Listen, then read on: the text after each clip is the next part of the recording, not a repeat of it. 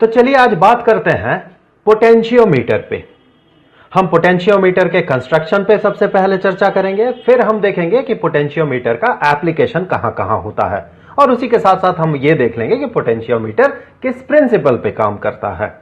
वैसे पोटेंशियोमीटर का एप्लीकेशन तो बहुत सारा है, लेकिन हम खासकर दो एप्लीकेशन पे कंसंट्रेट करेंगे। एक तो दो सेल्स का ईएमएफ को कंपेयर करना, और एक सेल का इंटरनल रेजिस्टेंस पता करना। हम पहले ईएमएफ को कंपेयर करेंगे दो सेल्स के, फिर हम किसी एक सेल के इंटरनल रेजिस्टेंस को पता करेंगे। लेकिन उससे पहले हम यह देख लेते हैं कि पोटेंशियोमीटर का कंस्ट्रक्शन कैसा होता है। तो इसके लिए एक वुडन बोर्ड होता है। इस वुडन बोर्ड में लगा हुआ रहता है कॉपर स्ट्रिप्स, और इन कॉपर स्ट्रिप्स के बीच जुड़ा हुआ रहता है कॉन्स्टेंटन या मैंगनीन वायर। तो हम एक जगह कॉपर स्ट्रिप यूज कर रहे हैं और साथ ही साथ कॉन्स्टेंटन या मैंगनीन वायर यूज कर रहे हैं। इसके पीछे एक खास कारण है। वो कारण यह है कि अगर आप कंपेयर करें रेजिस्टिविटी को, कॉपर, कॉन्स्टेंटन और मैंगनीन को, तो आप पाएंगे कि कॉन्स्टेंटन और मैंगनीन का जो रेजिस्टिविटी है ये कॉपर के रेस्पेक्ट में काफी ज्यादा है। तो ये अगर एक सर्किट का पार्ट हुआ तो देखिए, ये जो कॉन्स्टेंटन या मैंगनीन वायर है, इसके कारण जो रेजिस्टेंस बनेगा, कॉपर स्ट्रिप के कारण बने हुए रेजिस्टेंस के कंपैरिजन में वो रेजिस्टेंस काफी ज्यादा होगा। तो हम ड्यू टू कॉपर स्ट्रिप इस सर्किट में जो रेजिस्टेंस बन रहा है, इसे हम नेग्लेक्ट कर सकते हैं। अर्थात इस सर्किट में जो रेजिस्टेंस होगा, उस रेजिस्टेंस के लिए मेनली रिस्पॉन्सिबल होगा कॉन्स्टेंटन या मैंगनीन वायर। अब आगे देखें, इस पूरे सिस्टम में जुड़ा हुआ होता है एक मीटर रॉड, और हम ये मीटर रॉड क्यों यूज करते हैं ये आपको आगे इसके एप्लीकेशन में पता चल जाएगा। तो मैं यही उम्मीद करूंगा कि आप थोड़ा धैर्य धरेंगे और समय के साथ साथ आपको ये पता चल जाएगा कि ये मीटर रॉड यहां पर क्यों लगा हुआ रहता है। तो फिर अब तक के इस सिस्टम में आपको दो एंड पॉइंट दिखेंगे। एक तो ये पहला एंड पॉइंट और ये एक दूसरा एंड पॉइंट।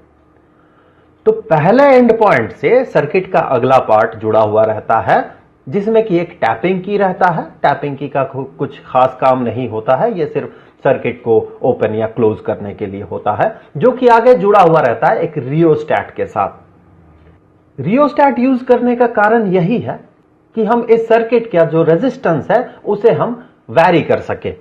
हमें पता है रियोस्टैट का हेड को अगर हम मूव करते हैं तो उसका रेजिस्टेंस चेंज होता है। हम इस पूरे सर्किट का रेजिस्टेंस को क्यों वैरी करवाते हैं, इस पे मैं अभी बात नहीं करूंगा, कुछ देर बाद इस पे मैं चर्चा करूंगा।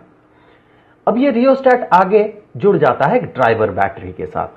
ये ड्राइवर बैटरी क्या करता है, यही इस पूरे सर्किट में करंट को फ्लो करवाता है।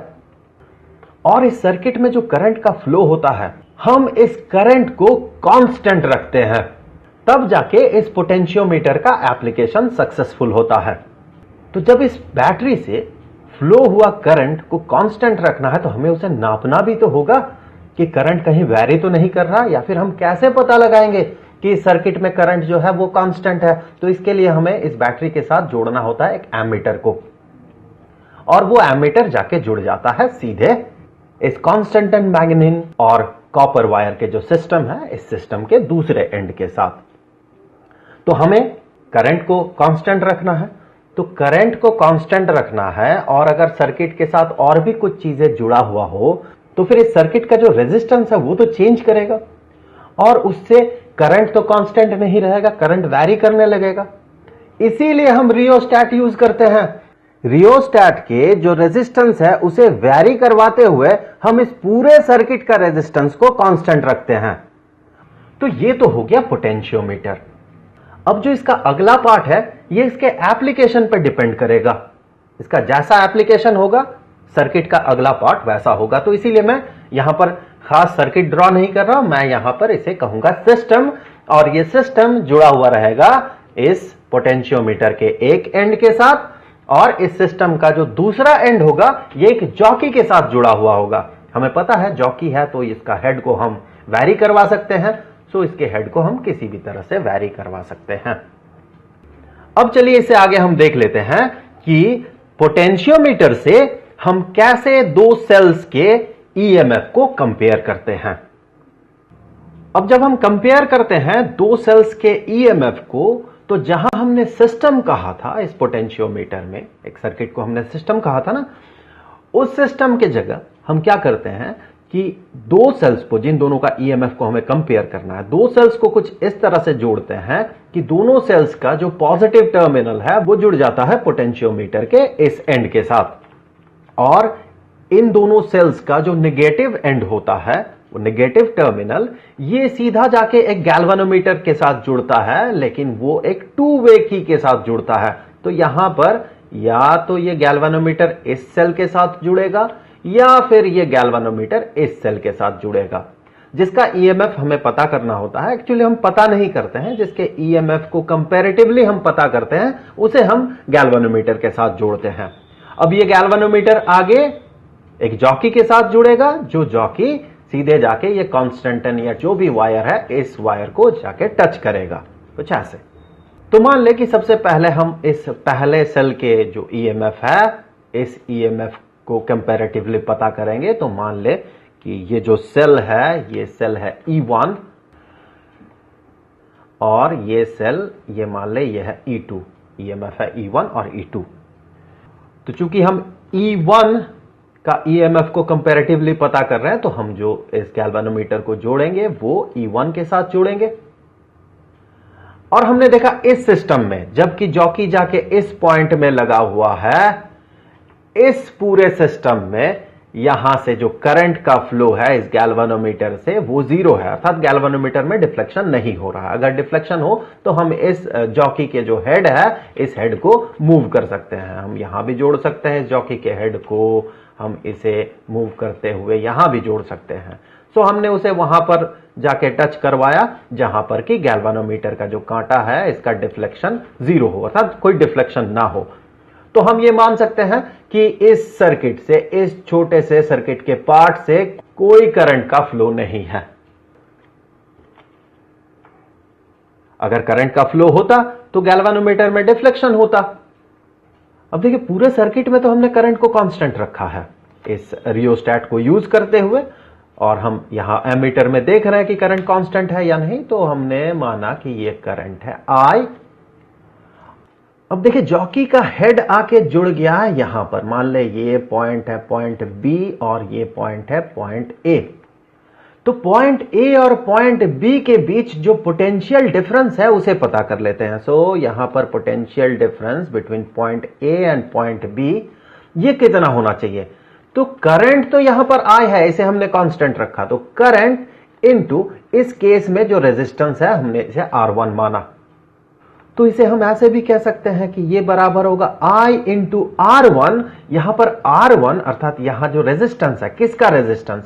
यहां से लेके इस सर्किट का जो पार्ट है, इतना पार्ट, इसका रेजिस्टेंस, और इसमें से ये जो कॉपर स्ट्रिप है, इस कॉपर स्ट्रिप का जो रेजिस्टेंस है, इसे हम नेग्लिजिबल मान सकते हैं, कंपैरेटिवली बहुत कम होगा कांस्टेंटन या मैंगनीन के रेस्पेक्ट में। तो इस स्ट्रिप्स का जो रेजिस्टेंस है, इसे इग्नोर करते हुए हम कहेंगे जो रेजिस्टेंस होगा वो होगा due to this length of constantan या मैंगनीन वायर, वो इतना ही लेंथ इफेक्टिव होगा। और इस लेंथ को हम नाप सकते हैं, इसीलिए तो हमने यहां पर मीटर रॉड यूज किया है। वो लेंथ होगा कितना? नॉर्मली पोटेंशियोमीटर 1 मीटर का ही होता है, इसका जो विड्थ होता है ये। सो इसका लेंथ कितना होगा इस केस में? देखिए, 1 मीटर, 2 मीटर और यहां पर 70 सेंटीमीटर, यहां पर देखें, अर्थात 270 सेंटीमीटर हो गया ए से बी तक का जो डिस्टेंस है, वो इफेक्टिव डिस्टेंस। हमने यहां इग्नोर किया इस कॉपर स्ट्रिप के लेंथ को और इस कॉपर स्ट्रिप के लेंथ को, और हमने माना यहां पर जो भी मटेरियल हम यूज कर रहे हैं, चाहे वो कांस्टेंटन हो या मैंगनीन हो, उसका जो रेजिस्टिविटी है वो है रो।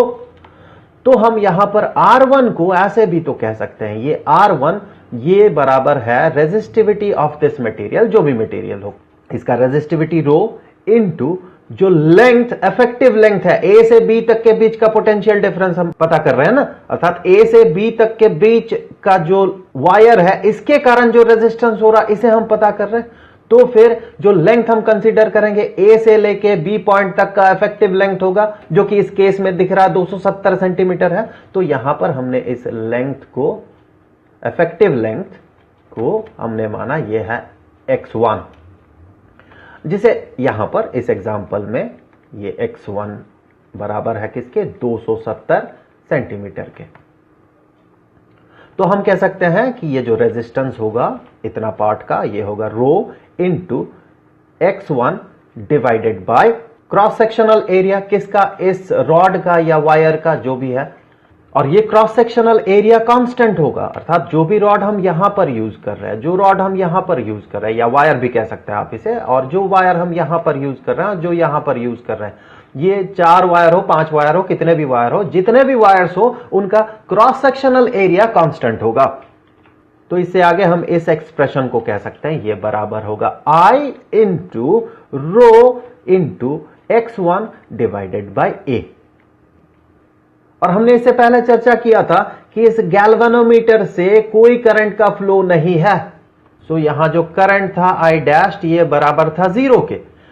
इसका मतलब यहां जो बैटरी जो है, जो ड्राइवर बैटरी है, ये करंट को सेंड कर रहा है इस सर्किट में, और इस पॉइंट से आके पूरा का पूरा करंट यहां से फ्लो कर रहा है, थोड़ा सा भी करंट इस पाथ से फ्लो नहीं कर रहा है। इसका मतलब पॉइंट ए और पॉइंट बी के बीच जो पोटेंशियल डिफरेंस है, एग्जैक्टली उतना ही पोटेंशियल डिफरेंस है इस सेल का। इसीलिए तो जब ड्राइवर बैटरी कोशिश कर रहा है कि करंट इस पाथ से फ्लो करे, लेकिन यहां जो बैटरी है जिसका ईएमएफ को हम कंपेयर करेंगे, वो कोशिश कर रहा है कि करंट इस डायरेक्शन में फ्लो करे। दोनों का ईएमएफ बराबर होगा तभी जाके इस पाथ से करंट 0 होगा। दोनों का ईएमएफ बराबर का मतलब यह नहीं कि ये पूरा का पूरा जो ड्राइवर सेल है उसका ईएमएफ और इसका ईएमएफ नहीं, क्योंकि ड्राइवर सेल जो करंट सेंड कर रहा है ये पूरा का पूरा सर्किट में सेंड कर रहा है। लेकिन ये E1 जो बैटरी है, जो सेल है, ये जुड़ा हुआ है पॉइंट ए और पॉइंट बी के बीच, अर्थात जो पोटेंशियल डिफरेंस होगा ए और बी के बीच, उतना ही पोटेंशियल डिफरेंस को ये E1 काट रहा है। तो हम कह सकते हैं ये जो पोटेंशियल डिफरेंस है ए और बी पॉइंट के बीच, यही पोटेंशियल डिफरेंस ये बराबर है E1 के, जो कि बराबर है इस एक्सप्रेशन के।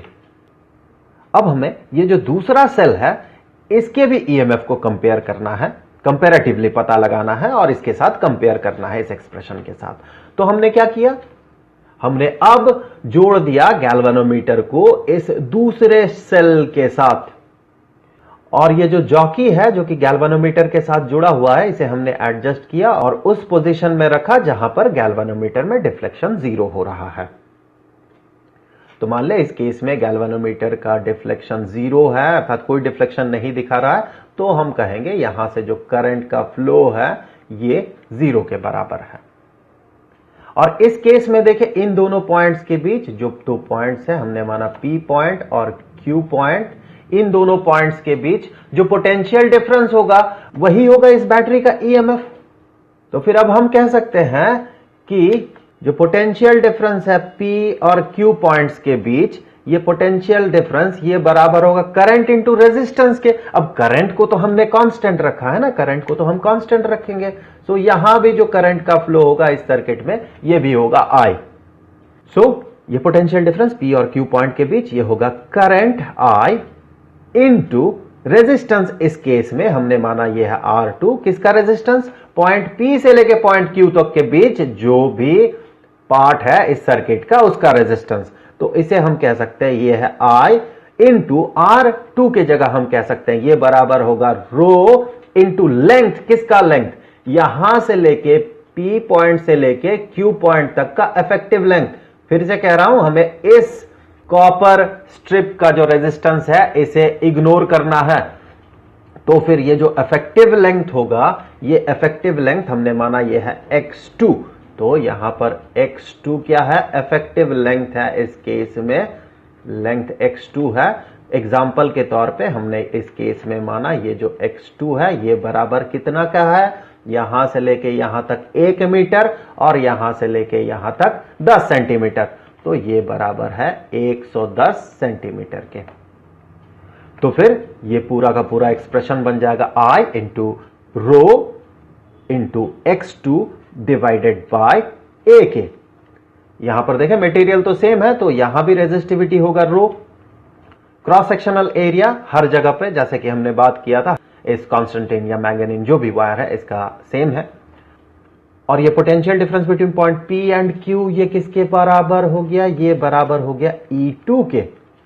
तो जब हम E1 और E2 को कंपेयर करेंगे इस केस में, तो यहां E1 डिवाइडेड बाय E2, इसे हम कह सकते हैं ये बराबर है E1 के जगह I into rho into x1 divided by A whole divided by I into rho into x2 divided by A। तो ये सारे टर्म्स कैंसल आउट हो जाएंगे, ये I और ये I, ये रो और ये रो, और ये 1 डिवाइडेड बाय A और 1 डिवाइडेड बाय A, और बचा हुआ रहेगा x1 डिवाइडेड बाय x2। तो यहां पर देखिए न्यूमरेटर और डिनोमिनेटर के I कैंसल हो रहे हैं, इसीलिए हम इस पूरे सिस्टम में चाहे कैसा भी हम सेल जोड़ ले, पूरे सिस्टम में हम करंट को कांस्टेंट रखते हैं। यहां पर इस एक्सप्रेशन में न्यूमरेटर डिनोमिनेटर से I कैंसल हो जाएगा तब।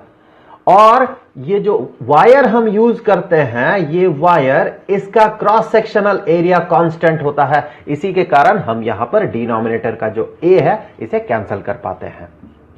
तो फिर हम कहेंगे इन दोनों सेल्स का जो EMF है, इनका जो रेशियो होगा, ये रेशियो होगा x1:x2। और हमने इससे पहले ही देखा कि x1 और x2 को हम कैसे मेजर कर सकते हैं। तो इस तरह से हम दो सेल्स के EMF को कंपेयर कर सकते हैं। अब आगे चलिए देखते हैं कि एक सेल के इंटरनल रेजिस्टेंस को हम पोटेंशियोमीटर से कैसे मेजर करेंगे। तो अब चलिए देख लेते हैं कि एक पोटेंशियोमीटर से हम एक सेल का इंटरनल रेजिस्टेंस कैसे पता करते हैं। तो इसके लिए देखिए, जहां पर हमने दो सेल्स को जोड़ा था EMF कंपेयर करते हुए टू वे की से गैल्वेनोमीटर के साथ, इस केस में हम जिस सेल का इंटरनल रेजिस्टेंस मेजर करेंगे सिर्फ उसी सेल को जोड़ेंगे पोटेंशियोमीटर के साथ, और इसका दूसरा एंड इस सेल का ये गैल्वेनोमीटर के साथ जुड़ा हुआ रहेगा। और ये गैल्वेनोमीटर जैसे कि होता है वो एक जॉकी के साथ जुड़ा हुआ रहेगा, और ये जॉकी इस पोटेंशियोमीटर में इस वायर का जो सिस्टम है यहां पर कहीं पर इसे टच करेगा। सो इस केस में हमने माना कि जो अफेक्टिव लेंथ है, ये लेंथ, ये अफेक्टिव लेंथ ये है x1।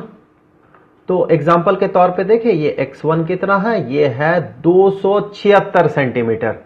सो ये है 276 सेंटीमीटर। तो अभी ये जो पोटेंशियल डिफरेंस होगा इन दोनों पॉइंट्स के बीच, एक तो ये पॉइंट और दूसरा ये पॉइंट, पॉइंट ए मान ले इसे, ये है पॉइंट बी। तो ये जो पोटेंशियल डिफरेंस है पॉइंट ए और पॉइंट बी के बीच, ये क्या है? ये है इस सेल का EMF। हम देखें यहां पर करंट को कांस्टेंट रखेंगे और इस गैल्वेनोमीटर में जो डिफ्लेक्शन होगा ये 0 होगा, अर्थात कोई डिफ्लेक्शन नहीं होगा। तो सर्किट के इस पार्ट से जो करंट है I' ये है 0। तो इस केस में हम कह सकते हैं पॉइंट ए और पॉइंट बी के बीच जो पोटेंशियल डिफरेंस है यही बराबर है इस सेल के EMF के, और इन दोनों पॉइंट्स के बीच का जो पोटेंशियल डिफरेंस है ये बराबर होगा करंट जो कि है I इंटू रेजिस्टेंस किसका? इस सर्किट के इस पार्ट के लिए, जो कि बराबर होगा इस मटेरियल का मैंगनीन या कॉन्स्टेंटिन जिससे भी बना हुआ हो उसका रेजिस्टिविटी इंटू अफेक्टिव लेंथ। वो लेंथ कितना है इस केस में? x1 है वो length, x1 divided by cross sectional area इस वायर का, पोटेंशियोमीटर में जो यूज किया जा रहा है, ये वायर या रॉड कुछ भी कहें आप। अब देखें हम आगे क्या करेंगे। आगे हम इसी सिस्टम को रखेंगे, पर ये जो सेल है जिसका इंटरनल रेजिस्टेंस हम पता कर रहे हैं उसे एक और सर्किट के साथ जोड़ देंगे। देखिए यहां पर एक रेजिस्टेंस, एक्सटर्नल रेजिस्टेंस R जुड़ा हुआ है, और इस गैल्वेनोमीटर को हम जोड़ेंगे पोटेंशियोमीटर के साथ, और हमने देखा कि वो यहां पर आके इस पॉइंट में आके जुड़ गया। तो ये पॉइंट P और ये पॉइंट Q मान ले, और इस केस में जो लेंथ है इफेक्टिव लेंथ ये है x2। इस एग्जाम्पल में ये जो x2 है ये किसके बराबर है? देखिए ये बराबर है 141 सेंटीमीटर के। यहां से लेके यहां तक 100 सेंटीमीटर और यहां से लेके यहां तक 41 सेंटीमीटर, क्योंकि देखिए ये है 59 का पॉइंट, सो 141 सेंटीमीटर इसका इफेक्टिव लेंथ है।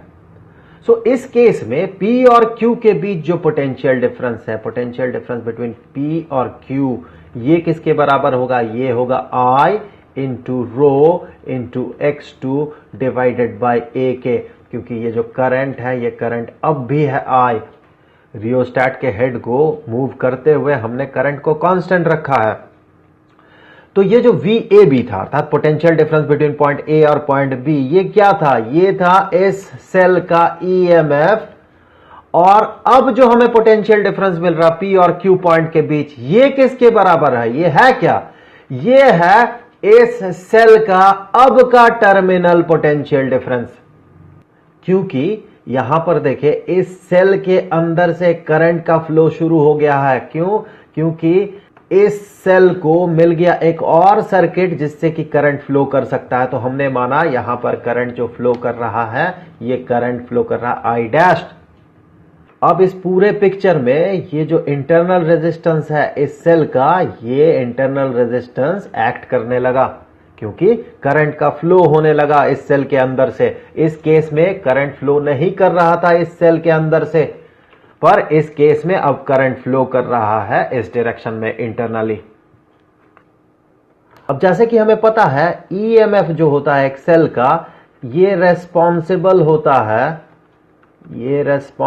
होता है करंट के लिए, current through internal and external resistances. और ये जो टर्मिनल पोटेंशियल डिफरेंस होता है, मैं इन शॉर्ट लिख रहा हूं टर्मिनल पोटेंशियल डिफरेंस, ये रेस्पॉन्सिबल होता है करंट थ्रू एक्सटर्नल रेजिस्टेंस। जो पोटेंशियल डिफरेंस के कारण एक्सटर्नल रेजिस्टेंस से करंट फ्लो करता है, उसी पोटेंशियल डिफरेंस को हम टर्मिनल पोटेंशियल डिफरेंस कहते हैं। और जिस पोटेंशियल डिफरेंस के कारण बैटरी के एक्सटर्नल और इंटरनल रेजिस्टेंस से करंट फ्लो करता है, उसे हम कहते हैं उसका EMF। EMF terminal potential difference से ज्यादा होता है हमेशा, क्योंकि EMF से इंटरनल रेजिस्टेंस के कारण जो लॉस्ट वोल्ट होता है वो घटता है, तो टर्मिनल पोटेंशियल डिफरेंस हमें मिलता है।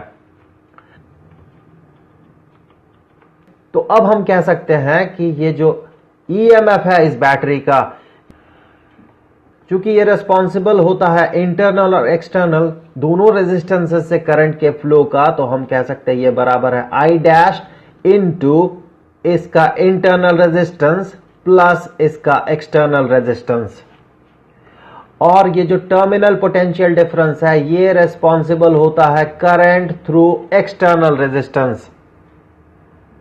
तो अब हम इस पहले इक्वेशन में अगर इस दूसरे इक्वेशन से I डैश के वैल्यू को सब्स्टिट्यूट करें, तो हम कह सकते हैं कि ये EMF ये बराबर होगा V डिवाइडेड बाई R। इस इक्वेशन से देखें V डिवाइडेड बाई R ये है I dash capital R into small letter r plus capital letter R। So अब इससे आगे हम कह सकते हैं कि E into capital letter R divided by V is equal to small letter r plus capital letter R। अब इससे आगे स्मॉल लेटर r जो कि है इंटरनल रेजिस्टेंस, ये बराबर हो जाएगा किसके? देखें ये बराबर हो जाएगा EMF into external resistance divided by terminal potential difference minus external resistance के। सो इसी को हम कुछ ऐसा भी लिख सकते हैं E divided by V minus 1, हमने कैपिटल लेटर R अर्थात एक्सटर्नल रेजिस्टेंस को कर दिया कॉमन आउट। अब देखिए ये जो एक्सटर्नल रेजिस्टेंस है इसका वैल्यू हमें पता है क्योंकि हमने यहां पर एक नोन रेजिस्टेंस जोड़ा था। और E डिवाइडेड बाई V ये हम इन दोनों को कंपेयर करते हुए पता कर सकते हैं। तो यहीं पर मैं लिख लूं E डिवाइडेड बाई V होगा क्या, E डिवाइडेड बाई V बराबर ये टर्म डिवाइडेड बाई ये टर्म। सो ये हो जाएगा I into rho into x1 divided by A whole divided by I into rho into x2 divided by A। So इससे आगे हम कह सकते हैं कि ये जो E डिवाइडेड बाई V है अर्थात EMF इस सेल का डिवाइडेड बाय इसका टर्मिनल पोटेंशियल डिफरेंस, इस केस में ये बराबर होगा x1 डिवाइडेड बाय x2 के। सो ये वैल्यू हमें पता है E डिवाइडेड बाय V, तो ये हमें पता है, ये नोन है, तो हम पता लगा सकते हैं कि इंटरनल रेजिस्टेंस का वैल्यू कितना है। चलिए देख लेते हैं। तो इससे आगे हम कहेंगे कि इंटरनल रेजिस्टेंस ये बराबर होगा E डिवाइडेड बाई V जो कि है x1 डिवाइडेड बाई x2 के -1 इंटू R के बराबर। तो इसे हम ऐसे भी लिख सकते हैं, internal resistance is equal to x1 minus x2 divided by x2 into R। तो इस तरह से हम एक सेल का इंटरनल रेजिस्टेंस पता करते हैं पोटेंशियोमीटर के द्वारा।